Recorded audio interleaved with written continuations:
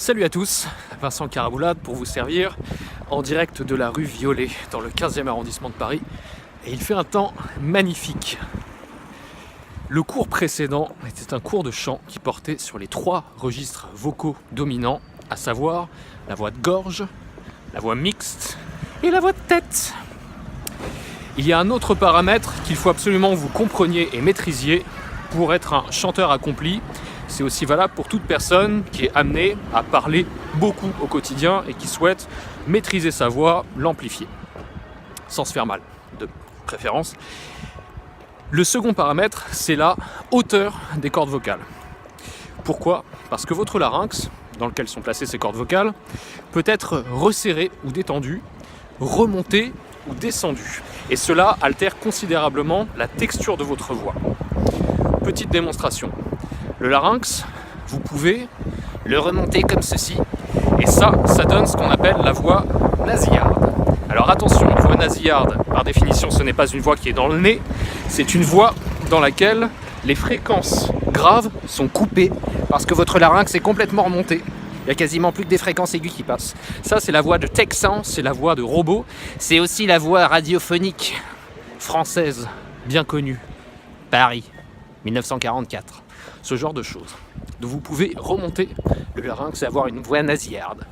Ça permet d'accéder plus facilement à vos notes aiguës. Pourquoi ? Parce que, en réalité,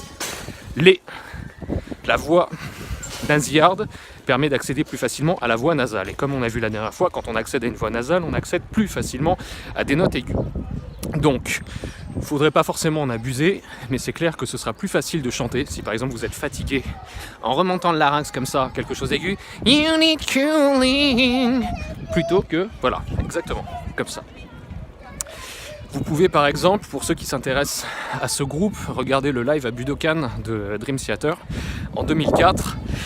Beaucoup de gens ont dit à l'occasion de ce live que James Labrie, ce fantastique chanteur, était de retour dans la place. Bon, il n'était pas tant de retour que ça, mais il arrivait à nouveau à atteindre les notes, mais ça se faisait à un certain prix. Et ce prix était celui de sonner comme une sorcière. Chantez plus comme ça que The smell of dawn arrived, ce genre de choses. Donc ça, c'est la hauteur de larynx remontée, la voix de robot, la voix nasillarde. Vous avez ensuite votre voix classique, parlée au quotidien, on va dire le larynx à hauteur moyenne, donc une profondeur moyenne. Ça, c'est plus la voix gentille. Bonjour, je m'appelle Vincent Caraboulade.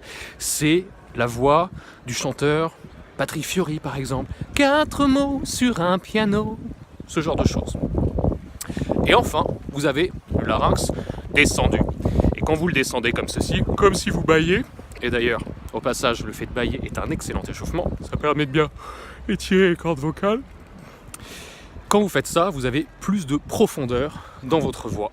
Et ça, c'est donc, déjà pour la voix parlée, le gage d'un peu plus de bonhomitude, on va dire, plus d'assurance. Bonjour, salut à tous, il ne faudrait pas en abuser non plus. Mais c'est aussi la voix très utilisée par les crooners, par exemple. J'ai écouté ce matin un petit Elvis. Wise men say, only fools. C'est pas wise men say, c'est pas wise men say, c'est wise men, ce genre de truc. Vous n'êtes pas obligé de faire les mêmes grimaces stupides que moi, mais vous avez compris l'idée.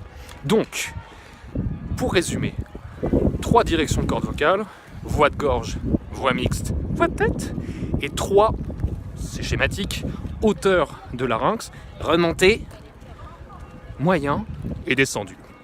Et avec ça, vous faites les combinaisons que vous voulez.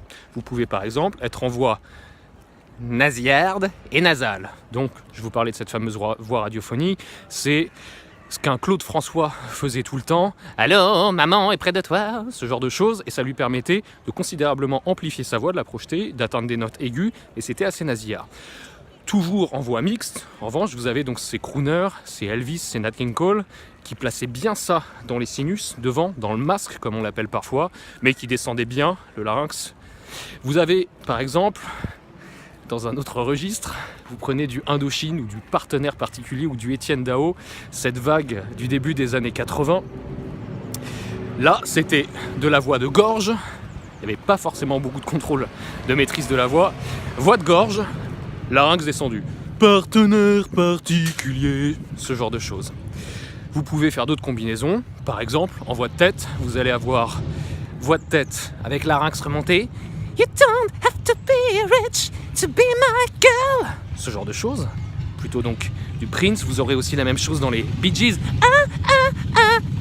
Ah, j'appuie bien ici pour me faire mal, mais pour bien vous montrer que je resserre, je remonte le larynx comme ça. Ou à l'inverse, vous pouvez être en voix de tête, mais descendre le larynx. Et ça, c'est la voix dramatique par excellence. Vous avez compris l'idée. 3 directions de cordes vocales et 3 hauteurs de cordes vocales. Et avec ça, vous faites ce que vous voulez avec votre voix. Amusez-vous bien. Abonnez-vous à cette chaîne. Retrouvez-moi sur Facebook, Twitter, Instagram et maintenant sur Tipeee. Likez, commentez, partagez, faites vivre la communauté. 3, 2, 1.